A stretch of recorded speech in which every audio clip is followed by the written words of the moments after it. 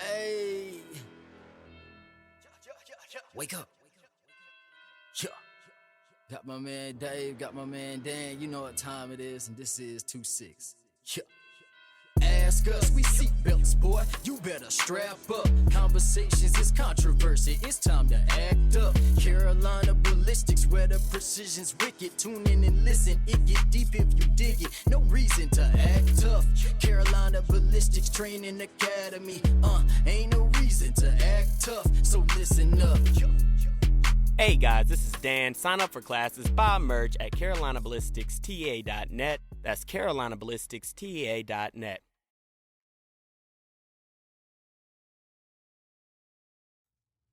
Hey, welcome back to the Dan and Dave Show, part 2 of this episode. We lost Rudy. We went ahead and swapped over to North Carolina's own Mr.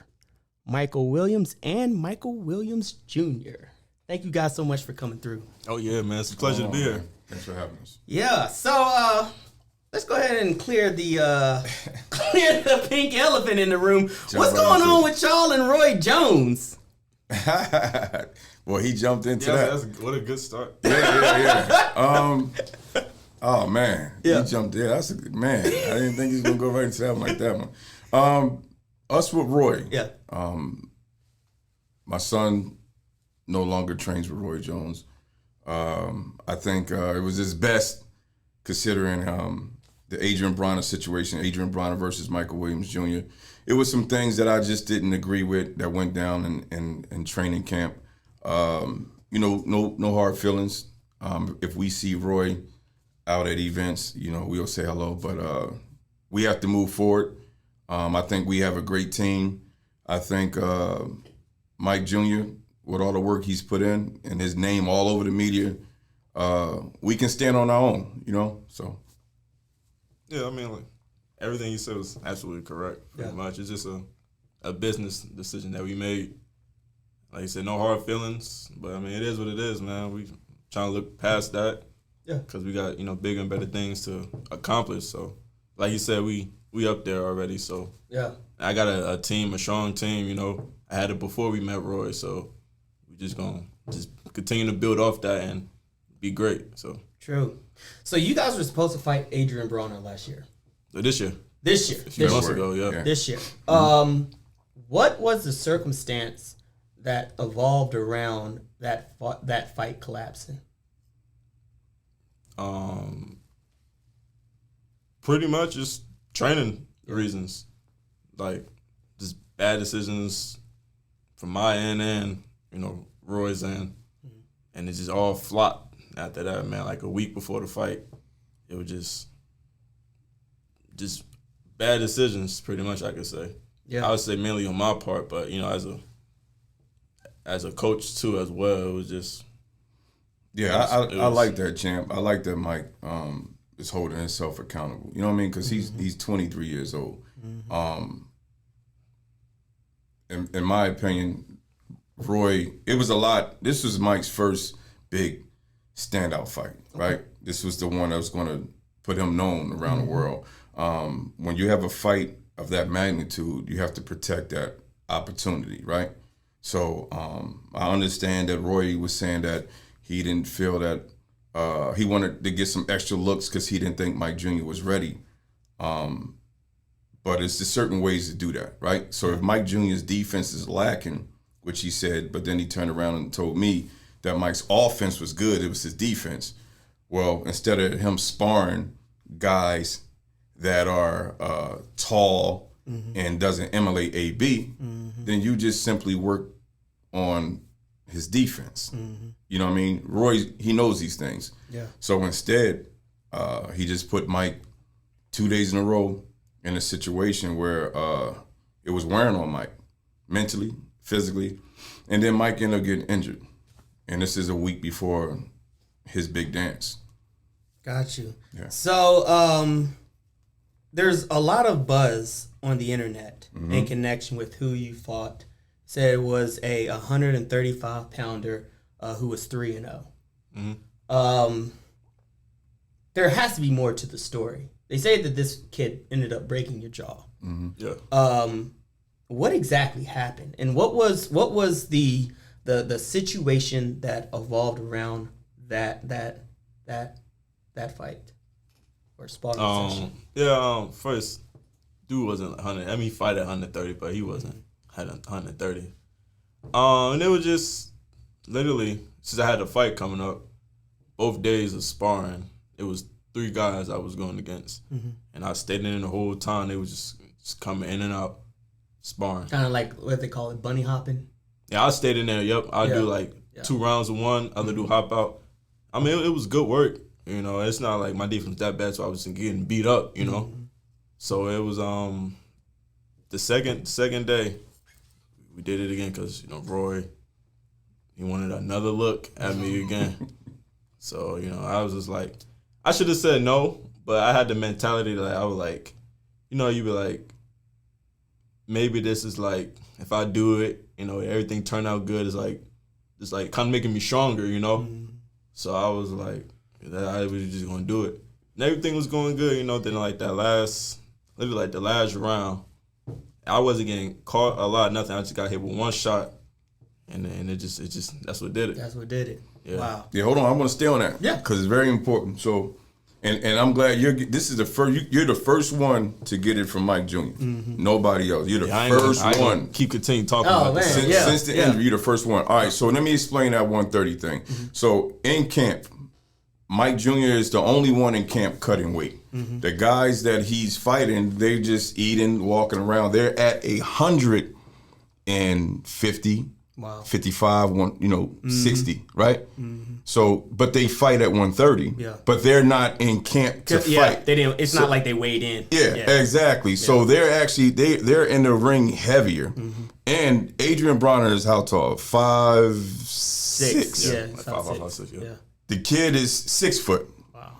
So you got my son in the ring with a guy who doesn't even emulate AB. It's like, what are you doing? Yeah. Because if he was in there with a guy who was 5'6" and didn't have that same long reach, Mike would have probably been a little safer. Yeah. You know what I'm saying? Yeah. So it's so to answer that, so because the internet was going crazy. Oh man, the guy was only 130 pounds and broke Mike Jr.'s jaw. No, he was like 150 something. Yeah. You know what I mean? And he was 6 foot. Yeah. And he was giving Mike good work. And Mike wasn't getting beat up. He just got caught. I think it was the last. What was it? Yeah, it was a couple of seconds of literally the last round of that day being sparring being over and happened. Yeah, and he got caught. But the internet, boy, we learned a lot with the Roy Jones situation because I thought we learned a lot when he lost at Madison Square Garden. Yeah, the internet ate us up. Yeah, but with this whole Roy thing, it actually split, and I was surprised that it actually went 50-50. Yeah, because of who Roy Jones is. So let's just be clear. This is world champion. Yeah, legend. Yeah. Roy Jones Jr. Yeah. Right. Yeah. Who has taken on responsibility for assisting you in your development. Yeah. Right. Yeah. And he set you up to fight. What? 4 or 5 days before. It was about like a week. Oh, a week before the bout. Yeah. Wow.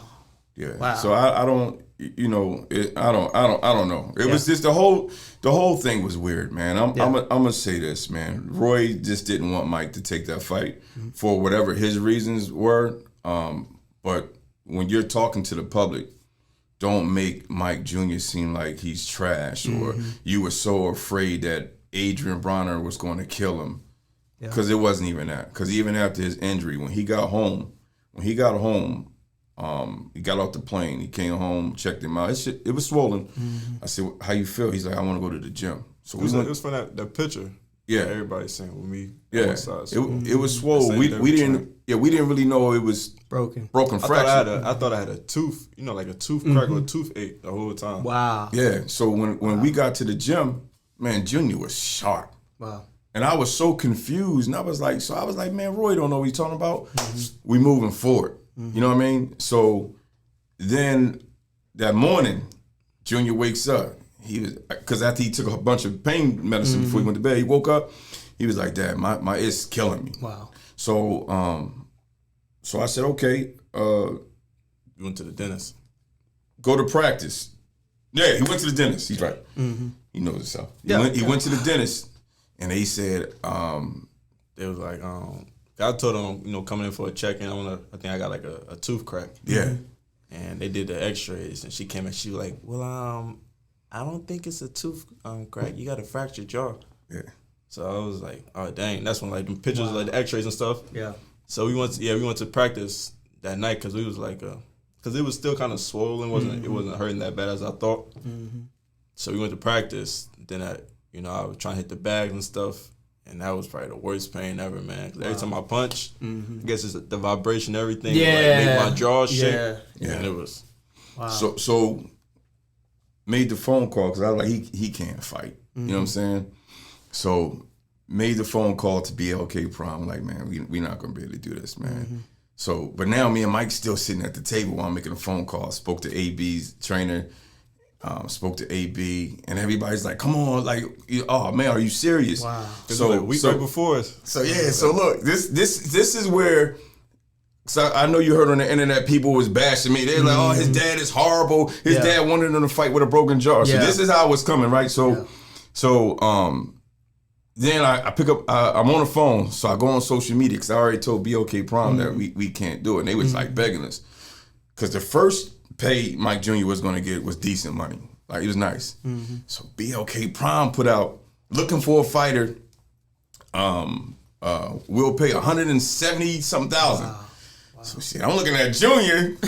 Junior looking at me like, I'm like, yo, BLK Prom is putting out they need an opponent, you know what I mean, for $170,000. So Mike like, I think I can still do it. I was like, you think you can still do it? So we caught up, bro. Wow. It's a lot of emotions. No, I wasn't pushing my son out there. You're gonna do it because I'm money hungry. You know what I mean? So my wife was the one like, yo, y'all tripping, man. Y'all sitting up here talking about fighting and all that. And then it was just like, we gotta let it go. Like, he can't do it. I think they were incredibly aggressive towards you particularly. Always.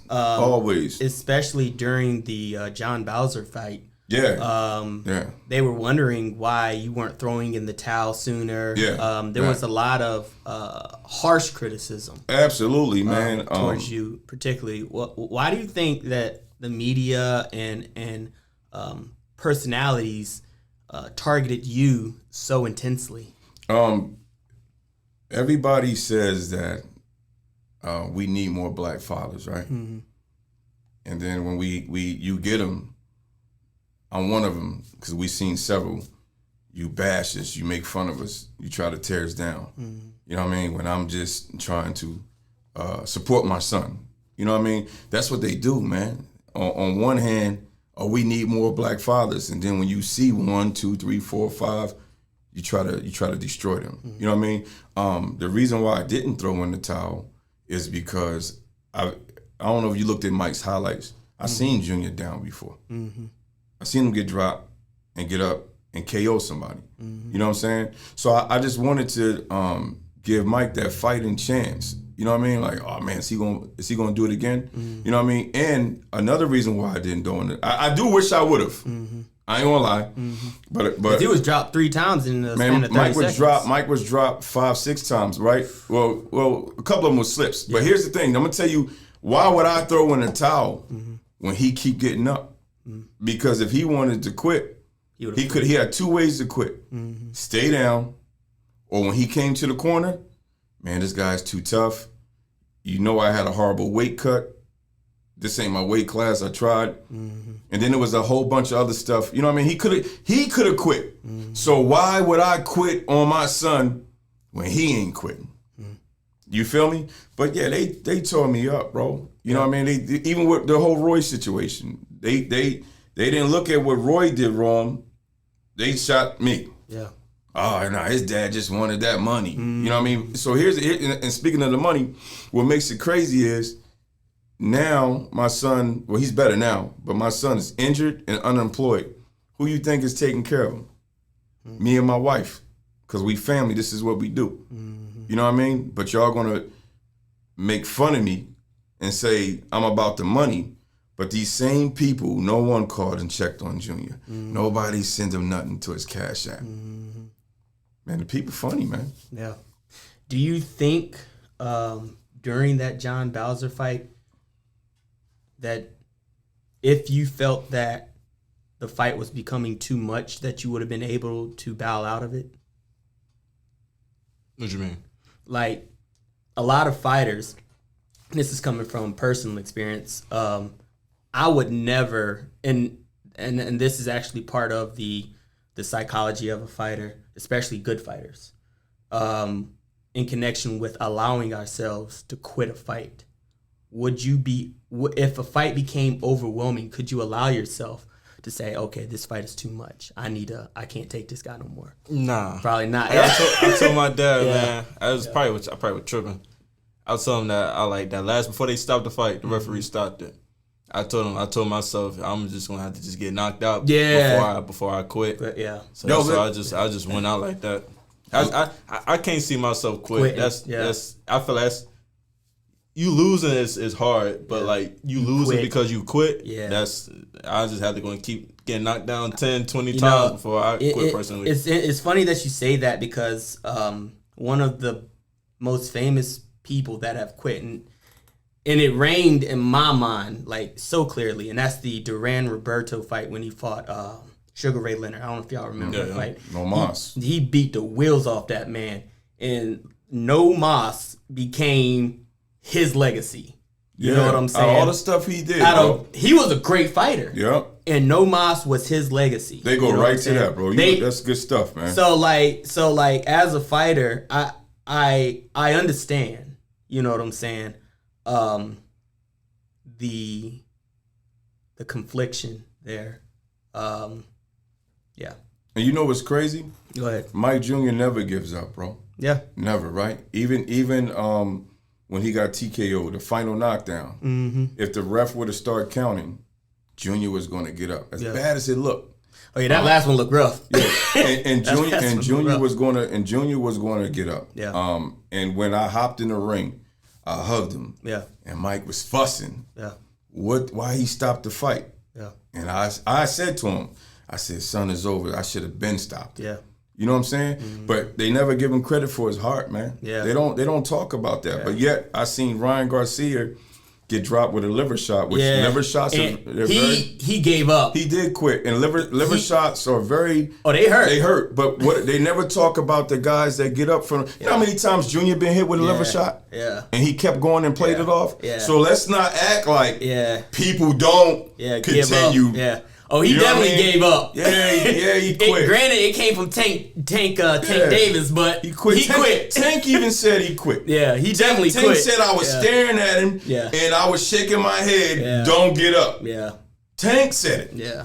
But people defended Ryan. But when Mike Jr. gets up 6-7 times, it's oh my God, he got dropped 7 times. They never talk about how he get up. Yeah. And never quit. Yeah. So, Adrian Broner, this man has won the world championship 4 times straight. How do you feel about fighting Adrian Broner? I think we all recognize that he's not the same Adrian Broner of like 2017. But he's got a lot of fight experience. How do you feel? Because you can't like discredit that experience. Oh, no. We knew all this going into it. I mean, it was just, he's like a Hall of Famer. So, like, for me just to go in there and fight, like, that was just going to be, like, set in stone, man. You couldn't, after the fight, you couldn't take that away from me that I fought Adrian Broner, you know. So, it was like a dream come true pretty much, man. Like, watching him grow up for me just being that opportunity to fight him. Yeah. So that's why we took the fight, man. And we knew all this going in, like, you know, what he did, what he accomplished, who we going against. I mean, you know, we was all in for it, you know. Yeah. So it was for sure. So you're 21 and 1. Yep. Now. No, 20-1. 20-1. I'm sorry. 20. I mean, I'll take that 21. It's coming soon. That extra one. Oh, it's coming. It's coming this October, right? August. It's August. The only loss that you have is against John Bowser. How would you feel about a rematch against him? I would love to. Yeah. In the right weight and all that. Let's do. I know he just came off of a loss too, so like. That would be a good one. A part 2 be dope. Yeah. In the right way, the right weight. 147. I'll do it. Yeah, I think that's the especially for you in connection with being 20-1, and for him, you know, I think he's now 17-1. I think is his record. I think that'd be an awesome fight there. So moving forward, what kind of fights are we looking at in connection with your career? What would be like a dream fight for you moving forward? A dream fight? Mm-hmm. I ain't really got nobody in particular, you know. Would you? I was looking on your social media and I saw that you were interested in fighting Ryan Garcia. Oh yeah, I mean those would be like I wouldn't say like a dream, but like something like boxing, like kind of like to see in a way. You know, we always pushing for that Ryan fight since like years ago. You know about the Adrian Broner thing, and I think the other one was the Blueface, the exhibition. Because he's Blueface. Everybody know Blueface from his crazy stuff, and he does, you know. I think he had like a show his last fight, to where he like sold out the crowd, you know. So like me going against him, it would be just some good stuff of boxing, you know. Yeah. Especially with you know, like Logan Paul and all of them came in and just, I want to say, kind of took over, but he's supposed to be fighting Nate Diaz. They just doing it their way, so it's like let's push for it too, you know. Their way, I think that would. That's a great question. Well, yeah, that's a great question. Then Mike to bring up the Blueface. So the Blueface situation that's something fun for Fayetteville. You know what I'm saying? It's exhibition. You know what I mean? He's not on our radar. Yeah. Like we want to really fight. Yeah, Blueface. Yeah. I was seeing some of that in the comments. They was talking stupid. Like, why would we do that? Yeah, because they don't understand business. That would make a lot of money. Yeah. You know what I'm saying? Right now Blueface is dominating social media right now. Him and his toxic relationship with yeah, absolutely. But I think Mike Jr. fights at 147. Yeah. So eventually Tank Davis, Devin Haney, all of them are going to eventually move up to 147. And Mike is going to be at 147 for years, 4 maybe 5 years, because he's actually a small 147. So he's still settling in. So when those guys eventually get there, they'll see Mike Jr. And I'm sure they'll call and make the fight. You know what I mean? Sure. The Adrian Broner fight, I definitely would like to see that. Unfinished business. End of this year, maybe. Oh, wow. I know AB down for it, but now he's with Don King and Christy Martin. So that can happen the end of this year or early 2024. I know Adrian Broner actually fought under, was the guy who fought Floyd Mayweather, the other fight promoter. Y'all know who I'm talking about. PBC? No. Al Heyman? It's, he is like the antagonist to Floyd Mayweather. Floyd Mayweather actually fought him a couple years ago, and when he fought, and AB was with him. Yeah, I want to say I think he ended up. Yeah, I want to say. You said Floyd fought him a couple years ago? Floyd fought him. Yeah, I think Floyd fought him back in like 2015. I think it was before the Pacquiao fight. And this guy has his own promotional company. Yeah, I don't. Oscar De La Hoya. Oh, Golden Boy. No. AB was on Golden Boy? Yeah, AB was on Golden Boy. Yeah. AB was on, not only was AB on Golden Boy. He had a fight with them? Yeah, I think he did. He did fight, have a fight under Golden Boy. He said that Golden Boy doesn't look after anybody but Mexican fighters. And I was about to say, with Golden Boy, he probably only fought one time. Yeah, and that was the argument that AB had. But now, I think you're right. He's with Don King. But yeah, that was the thing. So you know what's crazy? Go ahead, real quick before we move on from AB, because that's our bro. Yeah, man, AB really don't need nobody. Yeah. Let me tell you why. So, yeah, he's with Don King, but if Mike Jr. is independent. Before AB signed with Don King, it was easy for AB to call us up and say, yo, let's do this, me and Mike Jr. Let's get the crown, or let's get Woodpecker Stadium and split the money. Wow. We're not signing nobody, bro. This is us. You know what I mean? So AB can actually run himself, bro. Yeah. He can do exhibitions on his own. I don't think bro really got that push of people he can trust. AB's name is still big, bro. Yeah.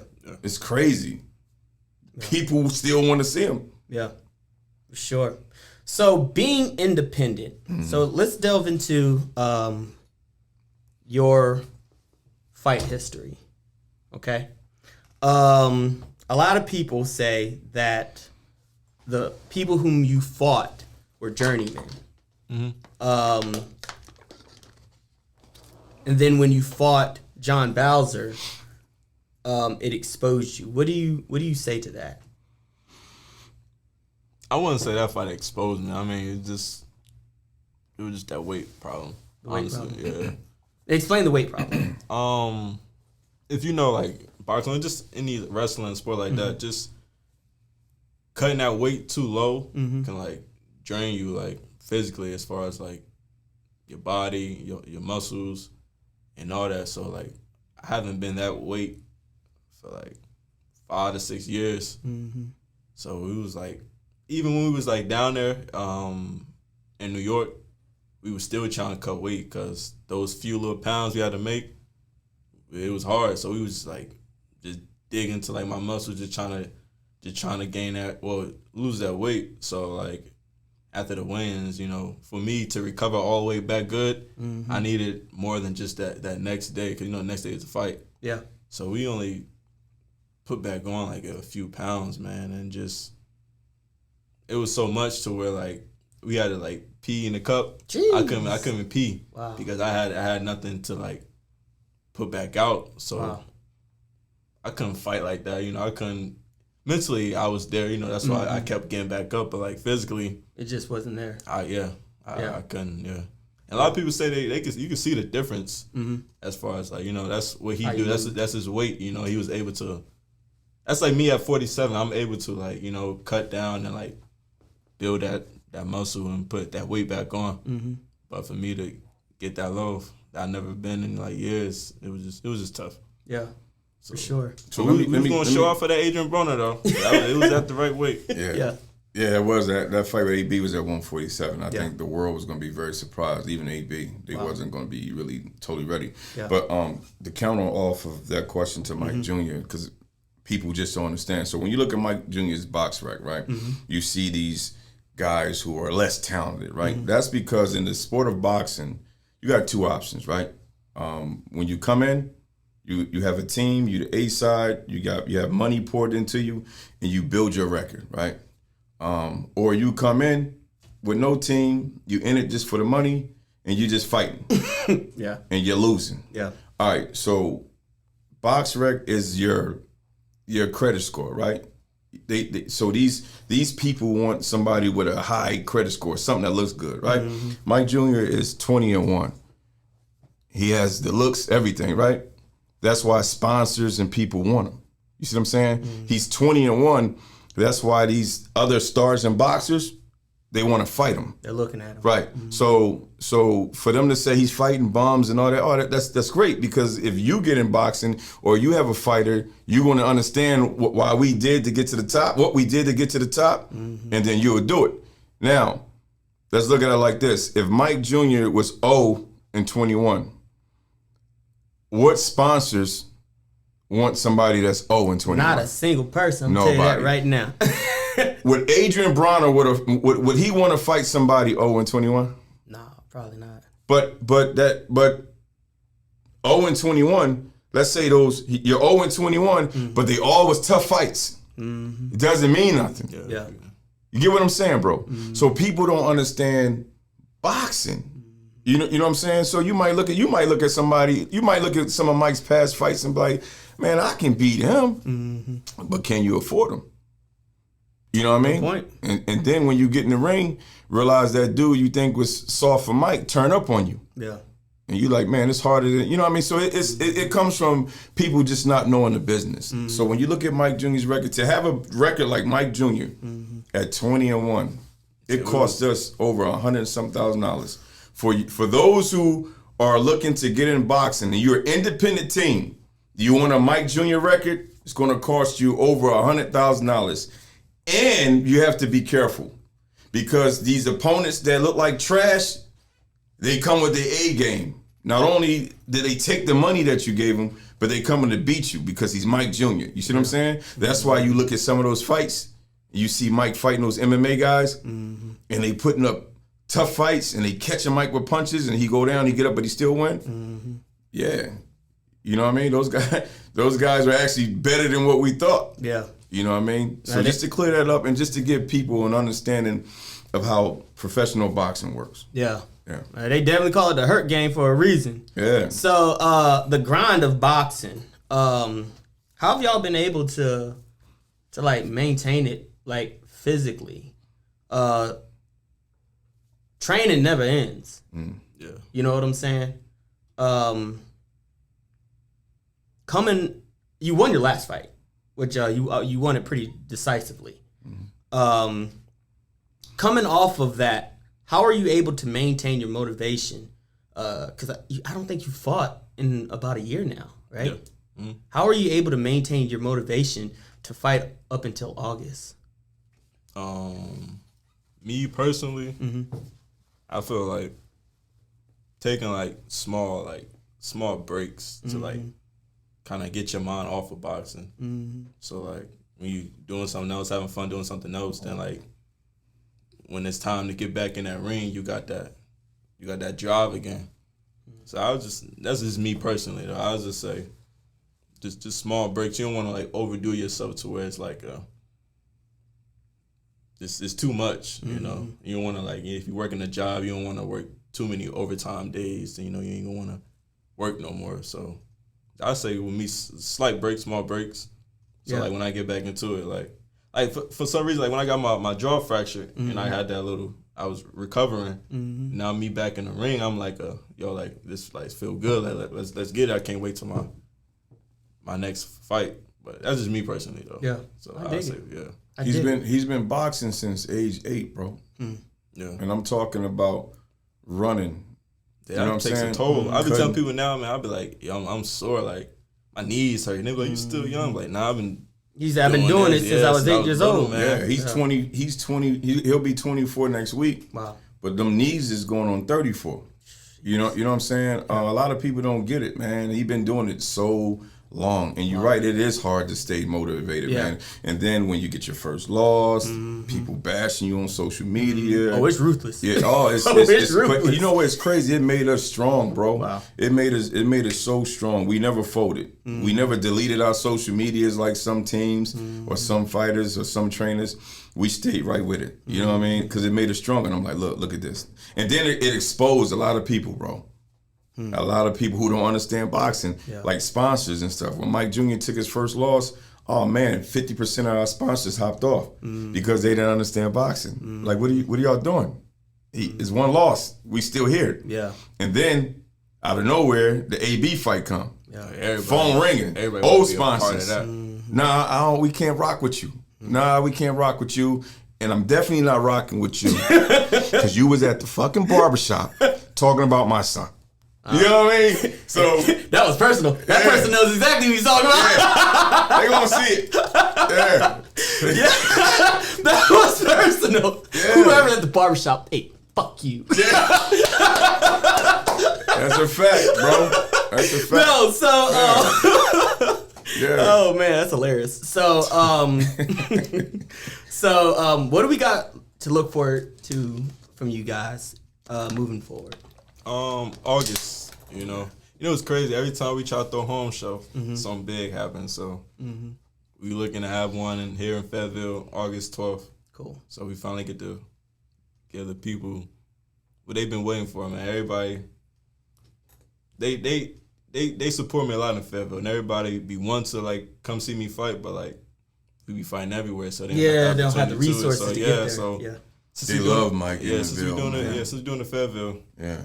Shout out to Fayetteville. Yeah, man. it's gonna be nice. Yeah. So it's Fayetteville, and I'm not from Fayetteville. I'm from Winston-Salem, North Carolina. But what I do know is that there's a lot of talent here in Fayetteville. Outside of like J. Cole. It's a lot of like hidden gems, man. Yeah, there's Fayetteville is it is in itself, like you said, a hidden gem of North Carolina. You know what I'm saying? So much talent is out in these areas. It's really, really incredible. All right, so let's talk a little bit about guns and boxing. What is that? Well, guns and boxing is pretty much what you see right here.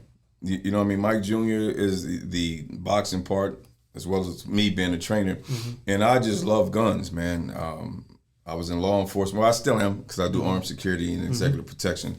But we train, you know what I mean? So with guns and boxing, it just caught fire. You know what I mean? I put out some shirts that said guns and boxing, because that's what me and Mike Jr. are. And then, we got some investors, and my brother Jay Dozer came aboard and helped us take guns and boxing to the next level. Got my brother Phil Bodine, he's on guns and boxing. Money Mike, Al Tariq. It just blew up, bro. So now with guns and boxing, we train, we do some tactical training, we do everything, man. We try to spread positive gun awareness, culture. Right? Yeah, we got to, because we don't have enough of that. Yeah. You know, when you think about guns in our race, it's all negative. You know what I'm saying? We try to reverse that. We encourage everybody to, with gun safety, and to get your conceal and carry. Just do everything the right way, man. And every year we hold a big event. As you know, we had, Mark Chopper, Black Rambo, all the internet people, all the gun tubers. Your man Charleston White down there too. They were all there. Yeah. Charleston White, he's part of guns and boxing. Yeah. We didn't help Charleston and showed him some things with weapons, man. Wow. Of course, he helped catapult us up too. He's a part of guns and boxing. Yeah. Roy Jones was, you know what I mean? He could still be a part of guns and boxing. Roy, he could still be a part of guns and boxing, man. It's all good, Roy. You can still be part of guns and boxing. We're just not going to train Junior. That's it. But, man, guns and boxing just blew up, man. We have a big family with the whole guns and boxing, man. Yeah. So we keep it positive. But I'm glad you brought that up, too. So with guns and boxing, right, there was also, like, a group called Guns Down, Gloves Up, right? I'm sure you heard of that. Okay, yeah. And I had got some messages from people who do shows, Guns Down, Gloves Up. I mean, the conversations was heated until I actually broke it down. I said, listen, bro, black man to black man. You're saying guns down, gloves up, and then you're getting on me for having guns and boxing. But what you're not understanding is all those kids in the boxing gym, right, that train, because you box as well. You're training, you, Junior, all of y'all training in the boxing gym, right? Y'all disciplined, right? And when you leave out of the boxing gym and you deal with thugs or guys who don't follow the law, they're not boxing you. This ain't nobody fighting. They're not fighting you guys. What are they gonna do? What are they gonna do? They're gonna pop you. They're gonna shoot you. So with guns and boxing, it doesn't mean that it's negative. So in boxing gyms that we're affiliated with, I encourage young men or kids that are of age to get training. Yeah. Get your conceal and carry, get your gun permits, and handle guns the right way. Yeah. So I say guns up and gloves up. Yeah. Because you can have all these you want, but in the streets they don't care about your boxing skills. And to bounce off that, that's an incredible point that you made. Appreciate it. Because the truth of the matter is, people think it's just regular people that are robbing people, shooting people, burglarizing people. That's not a regular human being activity. You know what I'm saying? There is a population of humans called criminals. And the majority of us are not that. You know what I'm saying? Yeah. And criminals don't act according to the same laws of, honor and it's a fact as the rest of us. So we may get into a situation, you're like, all right, man, put your hands up. Criminals not. No. And boom. Especially if they know you box. Yeah. Yeah. He's not gonna. You think one of these thug dudes, these young thug dudes, are gonna fight Mike Jr.? No. They're gonna pull out. They're gonna pull out a gun. Yeah. So now we on the same. Mike Jr.'s trained with weapons. He has conceal. He keeps a pistol on him at all times, right? So when you approach Mike, you better come right, or just. How about everybody just be cool? Yeah. You go do your thing, or you pick another victim. Yeah. You know what I'm saying? Mike's gonna be good. Yeah. So these kids are coming out of these boxing gyms well disciplined. Yeah. And they still dealing with these thugs who They're gonna pick up guns. And no one, as sad as it is, Yeah. no one's fighting no more. Yeah. It's just like we gotta wake up. It's 2023. Yeah. You know what I mean? People be making these stupid comments. Man, people don't fight no more. People scared to fight. Bro, it's not happening.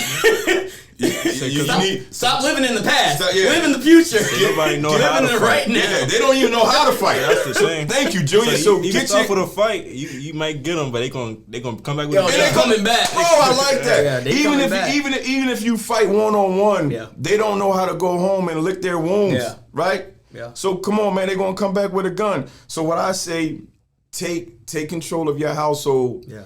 Coaches in your boxing gyms. These young men and women, get them trained. Yeah. You know what I mean? And I do know in a lot of the boxing gyms, you got people who got felonies and stuff like that. But there are resources where felonies can get their gun rights back. Yeah. You know what I mean? I can contact them with my man Zoe Chopper and Mark Chopper. They'll explain that. You know what I mean? So guns and boxing it's not negative. You get a gun and just go crazy and shoot. It's none of that. Wow. Well, guys, this has been an incredible interview. Thank you guys so much for stopping by. Ladies and gentlemen, Mr. Michael Williams Sr. and Michael Williams Jr. It's been Appreciate you, such sir. a pleasure. Thank you so much. Thanks for having Guys, us. if you made it this far, you are the real one. Yeah, good stuff. Thank you so much for coming through, guys. Yeah. Y'all be good. Oh, man, that was good, bro. All right, guys, what's up? My name is Daniel Irwin, CEO of Carolina Ballistics and Training Academy. Today, we're going to talk about one-man room clearing. Now, this is a scenario that can go bad really, really quickly. So when you do one-man room clearing, you really want to be methodical as you move, okay? One technique that I use is it's called a fan technique. Basically, you take room clearing by angles, right? So you got like the 45 angle, the 90 angle, the 135, and then the 80 angle, right? You really want to be methodical and take your time, and a lot of it is in connection with your footwork, okay?